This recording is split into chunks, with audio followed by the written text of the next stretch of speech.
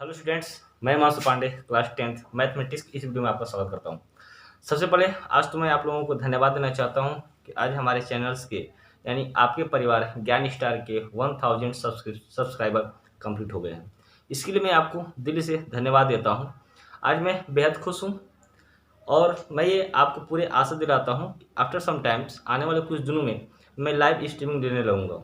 और जब मैं लाइव स्ट्रीमिंग लेने लगूँगा तो मेरी यही कोशिश रहेगी कि जो बच्चे जो हमारे टच में हैं वे कोचिंग नहीं कर पाते हैं या फिर जो पैसे की वजह से पढ़ाई नहीं कर पाते हैं इस लॉकडाउन के माहौल में, उनको मैं कम समय में बेसिक चीज़ों को सिखाने में काफ़ी उनकी मदद कर सकूँगा। तो आशा करता हूँ आप हमारे साथ इस मनोबल को बनाए रखेंगे मेरे, और आगे भी हम आपके साथ जुड़े रहेंगे। तो चलिए आज शुरू करते हैं। इससे पिछले वाली वीडियो में हमने बताया था कि सेक्शन फार्मूला क्या होता है और उसका यूज कैसे करते हैं। विदाउट डेरिवेशन बताए थे, सिर्फ उस फार्मूले को यूज करके। क्योंकि बच्चे होते हैं तो आपके मन में क्या होता है, एक क्यूरियोसिटी होती है कि सर ये फार्मूला हम लोग पढ़ क्यों रहे हैं। इसीलिए मैंने क्या किया था कि इससे पहले वाली वीडियो में उस फार्मूले का यूज करके आपको बताया था कि हम क्वेश्चन इस फार्मूले को लगा करके क्वेश्चन कैसे लगाते हैं। ठीक है, इस वीडियो में हम लोग देखेंगे डेरिवेशन ऑफ सेक्शन फार्मूला। कई स्टूडेंट्स ऐसे होते हैं जो कि डेरिवेशन को ज़्यादा मायने नहीं देते हैं, इसलिए मैंने क्या किया था कि डेरिवेशन के लिए सेकंड पार्ट लेके आया हूँ। ठीक, मतलब नेक्स्ट पार्ट में डेरिवेशन लेके आया हूँ। आज हम लोग देखेंगे कि सेक्शन फार्मूले का डेरिवेशन कैसे होता है। तो चलिए स्टार्ट करते हैं आप आज अपने टॉपिक को, डेरिवेशन ऑफ सेक्शन फार्मूला। और आशा करते हैं कि आप हमारे साथ ऐसे जुड़े रहेंगे जिससे कि आपको भी भविष्य में फ़ायदा होता रहेगा। तो चलिए स्टार्ट करते हैं। तो हमने कल पढ़ा था कि डेरिवेशन ऑफ सेक्शन फार्मूला यानी सेक्शन फार्मूला क्या होता है। वहाँ पर हमने देखा था कि सेक्शन फार्मूले में दो चीज़ें, x m x two and x one upon m plus m होता है, और वाई के लिए हुआ करता था m y two plus m y one upon m plus m. ठीक है, आज हम लोग इसी चीज़ का डेरिवेशन देखेंगे। चलिए स्टार्ट करते हैं। देखिए, कोऑर्डिनेट ज्योमेट्री में बात करें तो 4 ऑर्डिनेट होते हैं। मैं आपको डेरिवेशन यहाँ बताता हूँ। ये जो हॉरिजॉन्टल लाइन होती है ये एक्स होती है, और ये जो वर्टिकल लाइन होती है आपका वाई होती है। ये बात आपसे छिपी नहीं है, आपको पता भी होनी चाहिए। अब हम क्या करेंगे, इस फर्स्ट ऑर्डिनेट में 2 पॉइंट लेंगे। एक पॉइंट मैंने ले लिया ए यहाँ पर, और एक पॉइंट मैंने यहाँ पर ले लिया बी। कई बार बच्चे पूछते हैं कि सर क्या हम ए और बी ऐसे ऊपर नीचे ही ले सकते हैं। नहीं बाबू, आप ए और बी कहीं भी आमने सामने ले सकते हो, लेकिन आपको समझने के लिए क्या किया जाता है कि इसको ऊपर और नीचे ले लिया जाता है, ताकि आपको जब इस लाइन को डिवाइड किया जाए तो चीज़ें आप आसानी से समझ जाए। ठीक है, तो आप इस पॉइंट को कहीं भी ले सकते हो, बी नीचे भी हो सकता है, ए आपका ऊपर भी हो सकता है। अब बात यह है कि जब ये 2 पॉइंट है, इन दोनों पॉइंट का कहीं ना कहीं आपका कोऑर्डिनेट भी होगा, उसकी वैल्यू होगी एक्स और वाई के रूप में। तो चूंकि ये पहला है तो हम मान लेंगे ये x1 y1 है, और इसको मान लेंगे x2 y2। ठीक है, अब इसको समझेंगे कैसे। ये जो आपका रहा होगा ये पॉइंट, ये कुछ ऐसे रहा होगा। यहाँ से मैं क्या करूँगा, परपेंडिकुलर ड्रा करूँगा, यानी एक लंब खींचूंगा। कहाँ पर, ओ एक्स पे। ओके, और इसका जो डिस्टेंस होगा कुछ ना कुछ आपका यहाँ से होगा। तो मैं बात करूँ, यहाँ पर मैं एक लाइन ड्रा कर एक पॉइंट लिख लेता हूँ जिसको मैं नाम दे देता हूँ P। O से P का डिस्टेंस मैं देखूँ, O से P का डिस्टेंस देखूँ, उस डिस्टेंस को मैं लेता हूँ x1। क्लियर, O से P का डिस्टेंस मैंने क्या ले लिया, x1। अच्छा, O से P का डिस्टेंस किस एक्सिस पे है, x एक्सिस पे। देखा जाए इस O से इस Q का डिस्टेंस लें, O से Q का डिस्टेंस लें तो हमको मानना पड़ेगा O से Q का डिस्टेंस आपका है y1।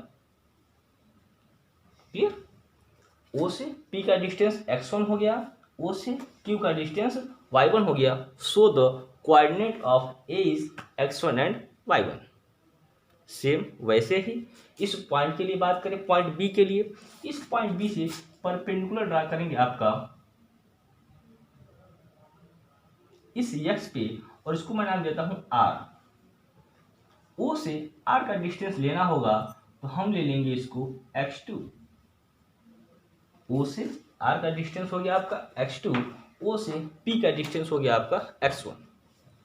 अब O से इस B का डिस्टेंस y एक्सिस पर देखा जाए तो कुछ ऐसे ड्रा करेंगे इसको हम, इसको मैं नाम लिख देता हूं S। O से जब S का डिस्टेंस y एक्सिस पर लेंगे ये हो जाएगा आपका y2। इतनी चीजें समझ में आएंगी आपको, बस इस फिगर को समझना है, बाकी इसका डायरेक्शन तो काफी आसान है। O से P का डिस्टेंस मैंने लिया x1, O से R का डिस्टेंस ले लिया मैंने x2। क्यों x1 और x2 ही लिया? क्योंकि ये पॉइंट किस पर है, तो x एक्सिस पे है तो हम x के रूप में लिखेंगे। ऐसा तो कर नहीं सकते कि O से P का डिस्टेंस y1 होगा, ऐसा नहीं होगा, नहीं, ये x1 होगा क्योंकि यह x एक्सिस पे है। यदि आप यहाँ से y एक्सिस पे ऊपर जाते हो तो आप y1 और y2 लोगे आपके सुविधा के लिए, इसमें कोई बाउंडेशन नहीं है, आप सुविधा के लिए लोगे y1 और y2। तो देखा जाए इस पॉइंट का कोऑर्डिनेट हो जाएगा x1 y1 और यहाँ देखा जाए तो ये हो जाएगा आपका x2 y2। इसको मैं लिख लेता हूं। जब इन दोनों पॉइंट्स को हम आपस में मिलाएंगे तो क्या बनेगा? Line segment. ठीक है, जब मैं ए और बी को आपस में मिलाता हूं ये बन जाएगा मेरा लाइन सेगमेंट। अब मैं चाहता हूं कि इस लाइन सेगमेंट को क्या करूं, बीच से कहीं से काट दूं। तो मैंने एक पॉइंट लिया, मैंने एक पॉइंट मान लिया C, मैंने एक पॉइंट लिया क्या C, और इस C से मैंने इस लाइन को दो पार्ट में डिवाइड कर दिया रेशियो में। किस रेशियो में? इसको मैंने रेशियो मान लिया m और इसको रेशियो मैंने मान लिया n। ये तो हमने बताया था इसके पिछले वीडियो में कि कोई एक लाइन सेगमेंट है, इसको मैंने टू पार्ट में डिवाइड किया, किस रेशियो में?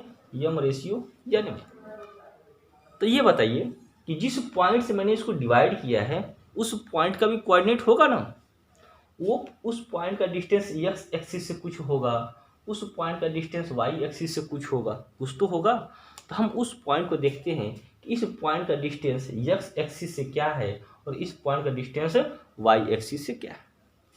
तो देखा जाए तो यहाँ भी हमको मानना पड़ेगा कि हम मानते हैं कि इस जो पॉइंट का डिस्टेंस है आपका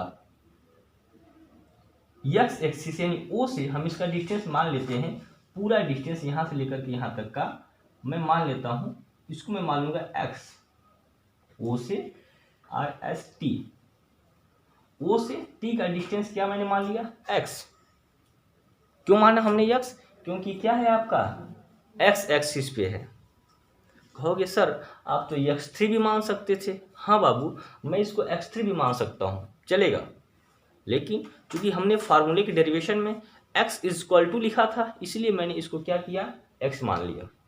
आप इसको चाहो तो a भी मान सकते हो, आप इसको चाहो तो b भी मान सकते हो, आप इसको चाहो तो x3 भी मान सकते हो, x4 भी मान सकते हो, लेकिन चूंकि हमको फार्मूला में याद हुआ है, हम पहले बता दिए हैं आपको mx2 x is equal to, इसीलिए मैंने क्या लिया यहाँ पे x लिया। ठीक है, तो O से T का डिस्टेंस मैंने क्या लिया x। सेम वैसे ही O से यहाँ पर एक और परपेंडिकुलर ड्रा करूंगा y एक्सिस पे, STU नाम देता हूँ इसको मैं।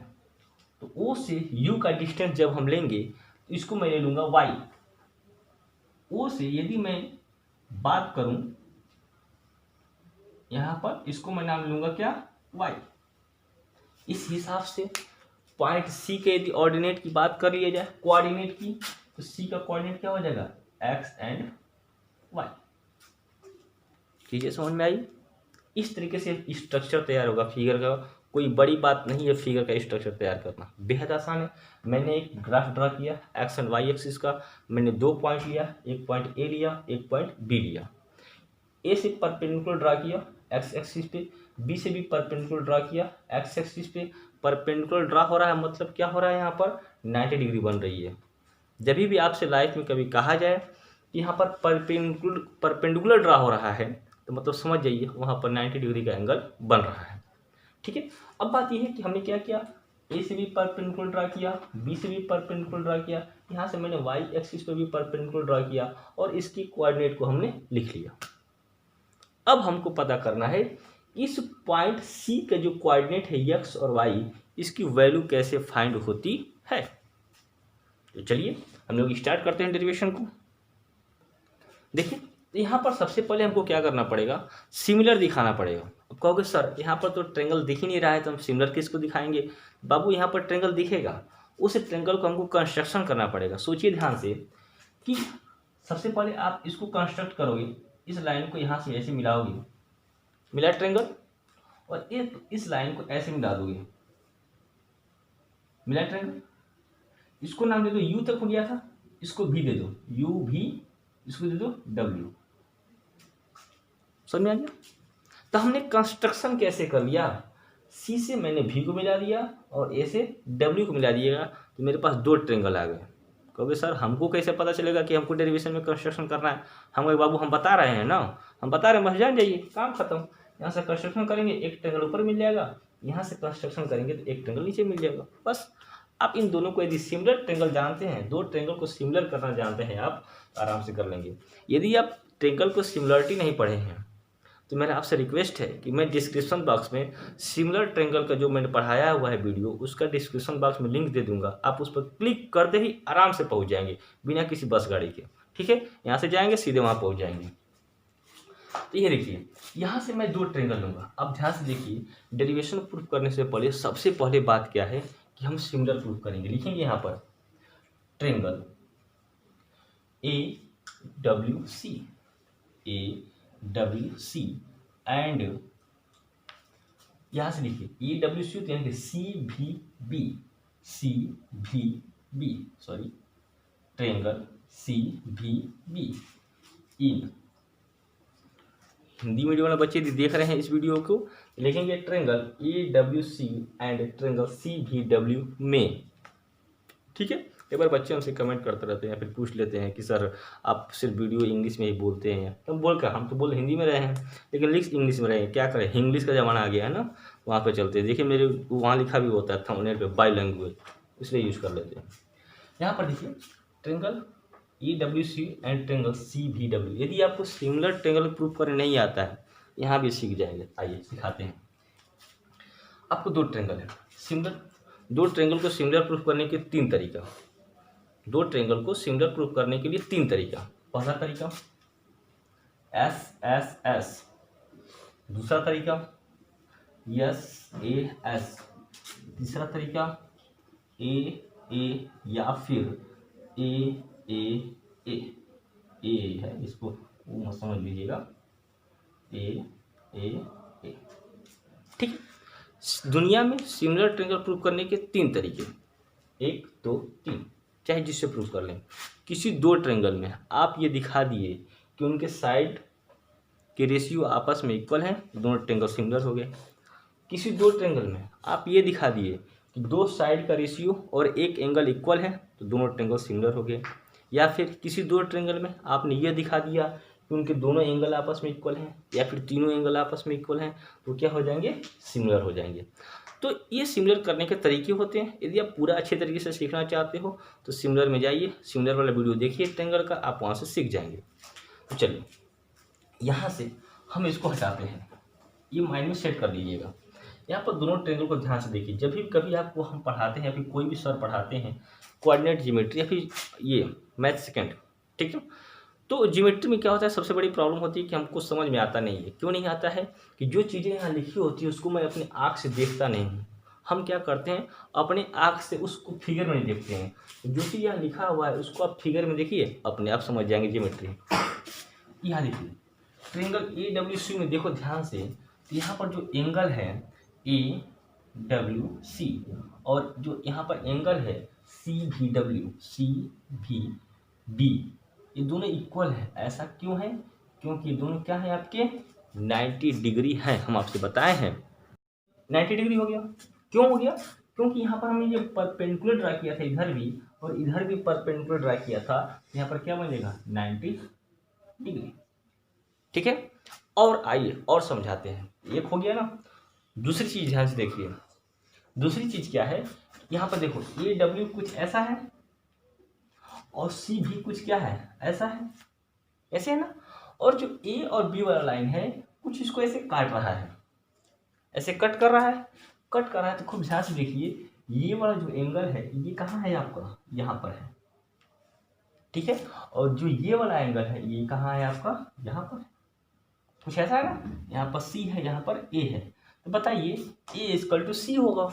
क्यों होगा? क्योंकि दोनों क्या है आपस में, करस्पॉन्डिंग एंगल है, इसे ही तो बोलते हैं करस्पॉन्डिंग एंगल।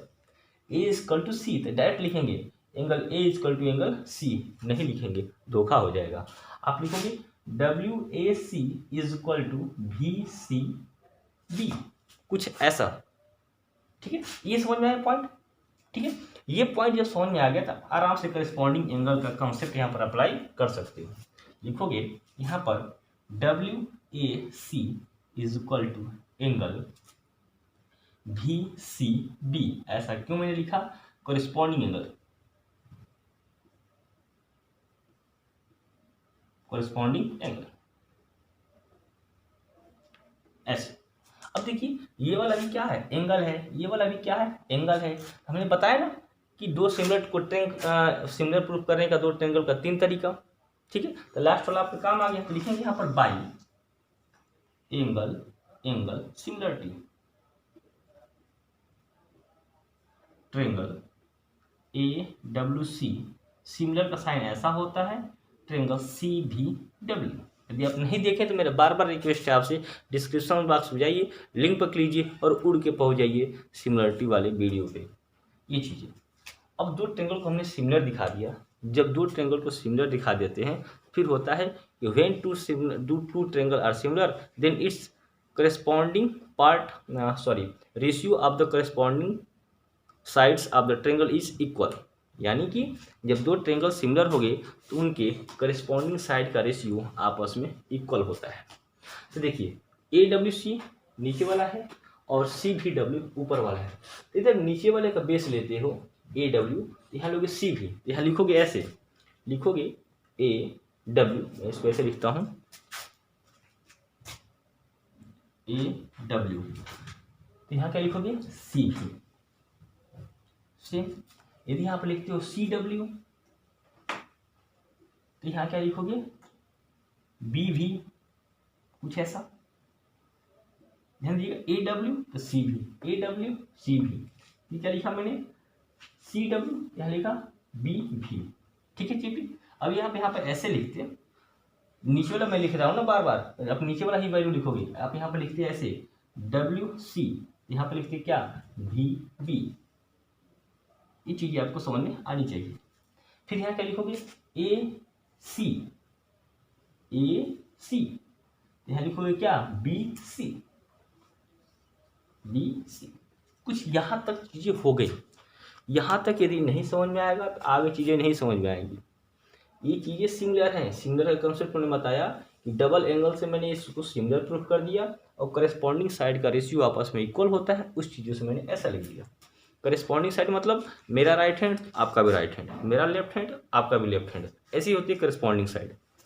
अब यहाँ हो गया तो मुझे आवश्यकता पड़ेगी इनकी वैल्यू की, यानी ए डब्ल्यू की वैल्यू क्या है, सी भी की वैल्यू क्या है, डब्ल्यू सी की वैल्यू क्या है, ए सी की वैल्यू क्या है, बी सी की वैल्यू क्या है। तब कहोगे सर हमको कैसे पता ए डब्ल्यू की वैल्यू क्या है, ए डब्ल्यू की वैल्यू क्या है आपको कैसे पता? यहाँ पर निकालोगे ए डब्ल्यू की वैल्यू क्या होगी।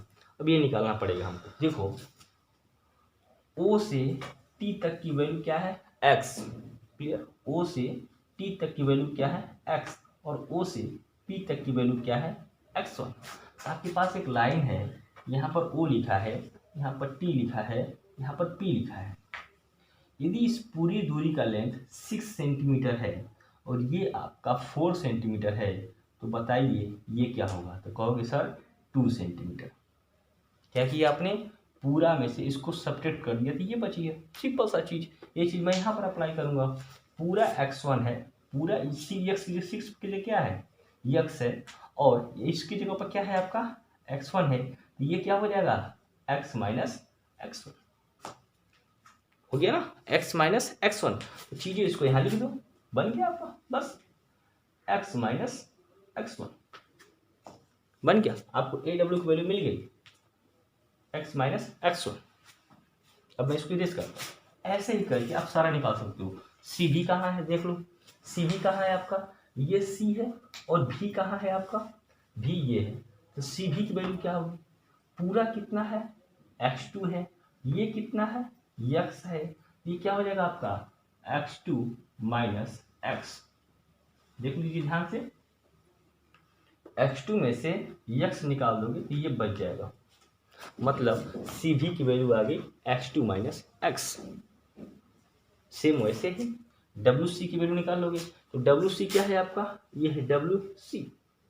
तो WC कैसे आया होगा, देख लीजिए आप यहाँ से, पूरा क्या है आपका, यहाँ से यहाँ तक का y है और ये क्या है y1 है। तो WC की वैल्यू क्या हो जाएगी, y में से y1 निकाल दो तो मिल क्या जाएगा मुझे WC। ठीक है, तो मैं यहाँ पर लिख देता हूँ, क्योंकि मैं यहाँ पर लिख देता हूँ तो आप समझ जाओगे चीज़ें क्या कैसी हो रही हैं। ये मैंने जो भी वैल्यू है यहाँ पर लिख दिया आपको, काफ़ी यहाँ पर ज़्यादा लिखना नहीं पड़ेगा, चीज़ें आपको आसानी से यहाँ से मिल जाएंगी। तो हमने WC कर लिया y माइनस y1। VB देखो तो VB कहाँ है, VB का पार्ट आपका यहाँ है ये वाला पार्ट, ये वाला पार्ट। ये कैसे मिलेगा, जब हम पूरे में से इसको सेपरेट कर देंगे। तो पूरा क्या है मेरा, पूरा क्या है बहुत सारा तो लिखा है, लिखे भाव यहाँ देखो, पूरा क्या है y2, लिखोगे यहाँ पे y2 माइनस इतना क्या है आपका, ये क्या है y, तो y2 माइनस y। तो VB की वैल्यू क्या हो गई y2 माइनस y। बस यही आपको फाइंड करना, छोटा सा फिगर छोटा बन गया इसलिए ज़्यादा कंजेस्टेड हो गया। अब बस ध्यान दीजिए कि वैल्यू कैसे फाइंड हो रहा है। VB की वैल्यू कितनी होगी y2 माइनस y। अब क्या बचा आपका AC। AC देखिए इसमें कहाँ है, A यहाँ पर है और C क्या है यहाँ पर। AC की वैल्यू क्या है M मैंने लिया, और BC की वैल्यू क्या है, BC की वैल्यू क्या है आपका N। दिख रहा है, देख लीजिए ये जो है ना आपका पार्ट, ये वाला पार्ट ये AC है और ये क्या आपका है BC है। ठीक है, आराम से जूम करके आप एक एक पार्ट को देख सकते हो। अब देखो मैंने ये लिख लिया, बस इस वैल्यू को यहाँ रखो, काम खत्म। AW की वैल्यू क्या है x माइनस x1, CV क्या है आपका x2 माइनस। इसीलिए बच्चे डेरिवेशन को लाइक नहीं करते हैं, क्योंकि ज़्यादा समय लगता है, काफ़ी बड़ा हो जाता है, सो प्रॉब्लम थोड़ा सा होती है। WC क्या है आपका y माइनस y1, VB क्या है आपका y2 माइनस y, और ये है आपका m/n। यहाँ पर भी आपको एक कंसेप्ट लगाना है, जब तीन ऐसे लाइंस का रेशियो आपस में इक्वल हो तो क्या करते हैं, एक साइड में कोई दो लाइन लेते हैं, एक साथ में कोई क्या करते हैं दो लाइन लेते हैं, एक बार इसको लेंगे, एक बार इसको लेंगे, तब जाके आपको वैल्यू मिलेगी। तो सॉल्व करने का तरीका क्या है कि सबसे पहले आप लोग लिखेंगे ऐसे, एक बार आप क्या करोगे ऐसे लिखोगे x minus x1 upon x2 minus x is equal to m/n।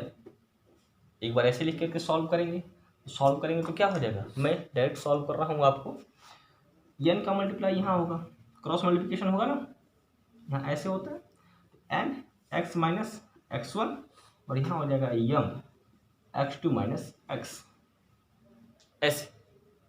ठीक है, अब इसका क्या करेंगे, यहाँ पर मल्टीप्लाई कर देंगे। तो थोड़ा सा जगह तो कमी हो गई, इतना बड़ा बोर्ड भर गया, मैं मल्टीप्लाई करने की कोशिश करता हूँ। यहाँ देखिए मल्टीप्लाई कर रहे हैं तो क्या हो, हाँ थोड़ा सा यहाँ पर अजीब लग रहा है, मैं इसे एन कर देता हूँ। ठीक है, n का मल्टीप्लाई x में होगा तो हो जाएगा nx, कुछ ऐसा। ठीक है, nx माइनस ये हो जाएगा nx1 is equal to x2 minus x। ठीक है, ये चीज हो गई। अब क्या करना है आपको, करना कुछ नहीं है, m और n को एक साथ लाओ, इसको उधर लेके चले जाओ, ये हो जाएगा n(x) और ये जब इधर आएगा ये हो जाएगा प्लस m(x). ठीक है, दिखाई दे रहा है चीजें, 1 मिनट। यहाँ ये अपनी जगह पे है m(x2), ये जब इधर आएगा तो क्या हो जाएगा n(x1). बस फाइनल इसके बाद लाइन है, मैं इसको यहाँ लिख देता हूँ। यहाँ से दोनों में से क्या कॉमन है, x कॉमन है, तो क्या बच जाएगा आपका m प्लस n। डाउट मत होइएगा, n प्लस m हो या फिर 1 प्लस m प्लस n हो, एक ही चीज है, इज इक्वल टू ये क्या बच गया आपका m(x2 n(x1). यहाँ से x इक्वल टू हो जाएगा आपका m(x2 n) गया फर्स्ट वाले के साथ अपान m प्लस n। ये हो गया आपका डेरिवेशन। तो किसका अभी निकला, ये x की वैल्यू मैंने क्या किया था, अभी इसको लिया है और इसको लिया है, तभी x निकला है। आप क्या करोगे, y को और जब इस वाले को लोगे तो y इक्वल टू निकलेगा, सेम ऐसे ही। आइए उसको भी मैं लिख देता हूँ, आप इसको नोट कर लीजिएगा। फिर उसके बाद हम लोग x वाला सॉल्व, y वाला सॉल्व करते हैं, ठीक है। आइए यहाँ पर एंड लिख करके इसको साथ लेंगे आप लोग, y वाले को y minus y1 upon y2 minus y equal to m upon n। Same वही प्रोसेस यहाँ पर अप्लाई करेंगे, इसका मल्टीप्लाई यहाँ करेंगे, इसका मल्टीप्लाई यहाँ करेंगे, n ब्रैकेट में लिख देंगे y माइनस y1, यहाँ पर इक्वल टू m ब्रैकेट में लिख देंगे y2 माइनस y, n का multiply ny minus n y1 equal to my2 minus my, ठीक है। y और x वाले को एक साथ ले लो, ये वाला दोनों m वालों को, n y यह आ जाएगा plus my equal to my2, ये हो जाएगा प्लस ny1, ठीक है। यहाँ से क्या करना, फिर वही चीज़ प्रोसेस, इनमें से क्या कॉमन कर लो, वहाँ x कॉमन कर लिए थे, यहाँ पर y कॉमन कर लेते हैं, इक्वल टू n, ये हो जाएगा आपका my2 एंड y1। थोड़ा सा वीडियो लंबा चला गया है, इसके लिए हमें थोड़ा सा दुख नहीं है, खुशी है कि चीज़ें प्रूफ हो गई लंबा होने के बावजूद भी। y इक्वल टू आया, इससे पहले हमने क्या प्रूफ किया था, x इक्वल टू, ये नहीं किए थे, x2 and x1 upon m plus ये। मैंने अपना वादा कंप्लीट किया। कल मैंने कहा था कि आपको चीज़ें डेरिवेट करके मिल जाएंगी, आज मैंने कोशिश किया चीज़ों को डेरिवेट करके आपको पूरी अच्छी तरीके से एक एक चीज़ को बताने के लिए कैसे क्या होता है, इसलिए वीडियो थोड़ा सा लंबा चला गया। तो आज कोशिश करता हूँ कि आप लोग खुद से इसको घर पे डेरिवेट करने की कोशिश करेंगे, ठीक है। तो इसी तरीके से मैं क्या करता हूँ, तो ये आपको डेरिवेशन इसको देखे होंगे, समझ में आया होगा। तो हम मिलेंगे फिर नेक्स्ट वीडियो के साथ, नए कंसेप्ट नए क्वेश्चंस के साथ। तब तक के लिए बाय बाय। यदि वीडियो आपको अच्छा लगा हो प्लीज़ वीडियो को लाइक शेयर सब्सक्राइब कर दें, जिससे कि हमारा मनोबल डाउन होता रहे, डाउन न हो बढ़ता रहे, ठीक है। डाउन होकर फिर वीडियो बनाएंगे कैसे हम, तो क्या होता रहे, बढ़ता रहे। तो ये चीज़ें समझ में आई होंगी। यदि आप ऐसा वीडियो देखना चाहते हो, देखिए हम क्या करते हैं, हम कोशिश करते हैं कि आपको बेसिक चीज़ें समझ में आ जाए, क्योंकि जब आपको क ख ग घ नहीं आएगा तो आप कोई भी किताब नहीं पढ़ पाओगे। जब आपको बेसिक चीज़ें नहीं आएगी तो कोई भी बड़े बड़े क्वेश्चन आप नहीं लगा पाओगे। यदि आप बेसिक सीखना है तो हमारे साथ जुड़े रहें। तब तक के लिए बाय बाय, टेक केयर। बात तो होती रहेगी।